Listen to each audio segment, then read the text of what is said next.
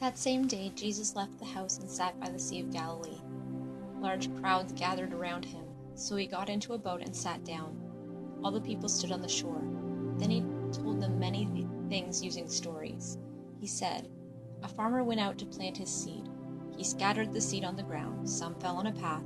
Birds came and ate it up. Some seed fell on rocky places where there wasn't much soil. The plants came up quickly because the soil wasn't deep.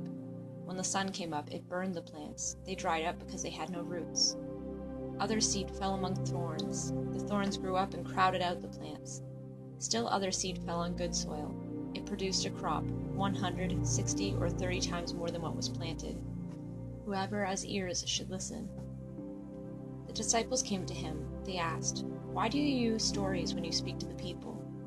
He replied, "Because you have been given the knowledge of the secrets of the kingdom of heaven. It has not been given to outsiders. Everyone who has this kind of knowledge will be given more knowledge. In fact, they will have very much. If anyone doesn't have this kind of knowledge, even that little which they have will be taken away from them. Here is why I use stories when I speak to the people. I say, they look, but they don't really see. They listen, but they don't really hear or understand. In them, the words of the prophet Isaiah come true. He said, 'You will hear but never understand. You will see but never know what you are seeing. The hearts of these people have become stubborn. They can barely hear with their ears. They have closed their eyes.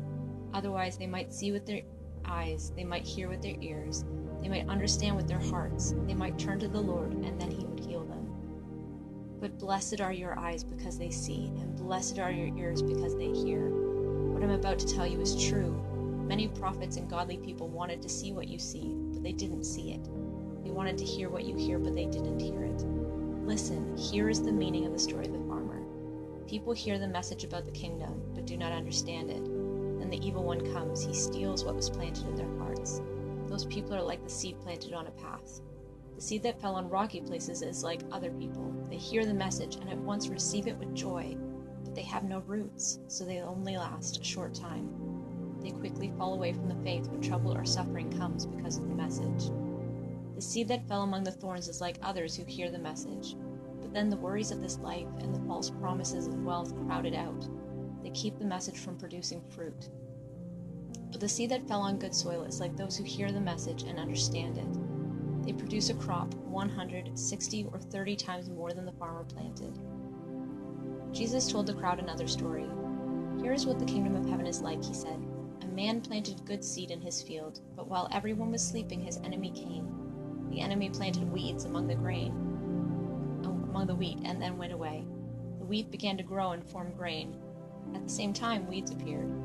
The owner's slaves came to him. They said, 'Sir, didn't you plant good seed in your field? Then where did the weeds come from?' 'An enemy did this,' he replied. The slaves asked, 'Do you want us to go and pull up the weeds?' 'No,' the owner answered. 'While you are pulling up the weeds, you might pull up the wheat with them. Let both grow together until the harvest. At that time I will tell the workers what to do. Here's what I will say to them.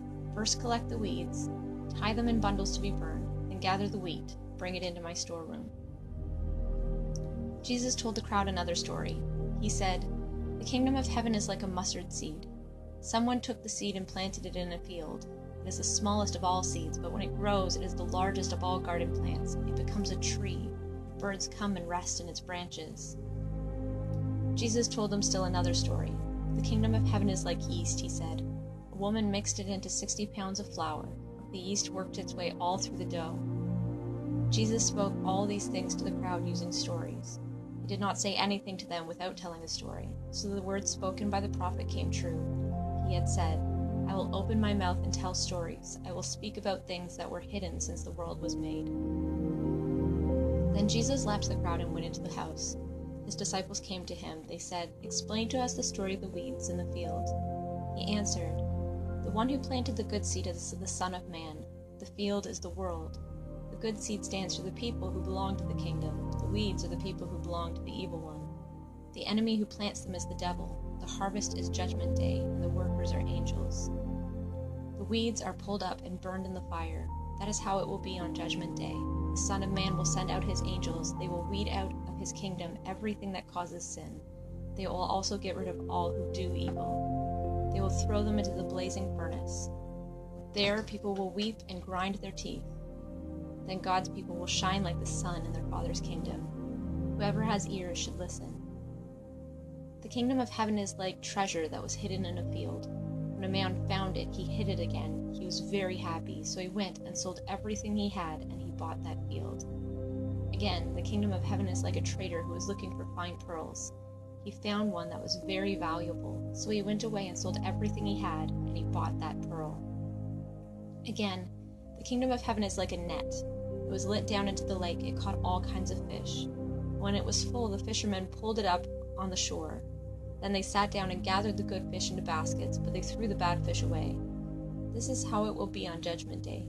The angels will come. They will separate the people who did what is wrong from those who do what is right.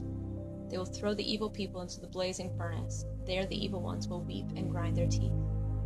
Do you understand all these things? Jesus asked. Yes, they replied. He said to them, every teacher of the law who has become a disciple in the kingdom of heaven is like the owner of a house. He brings new treasures out of his storeroom as well as old ones. Jesus finished telling these stories. Then he moved on from there. He came to his hometown of Nazareth. There he began teaching the people in their synagogue. They were amazed. Where did this man get this wisdom? Where did he get his power to do miracles? They asked. Isn't this the carpenter's son? Isn't his mother's name Mary? Aren't his brothers James, Joseph, Simon, and Judas? Aren't all his sisters with us? Then where did this man get all these things? They were not pleased with him at all.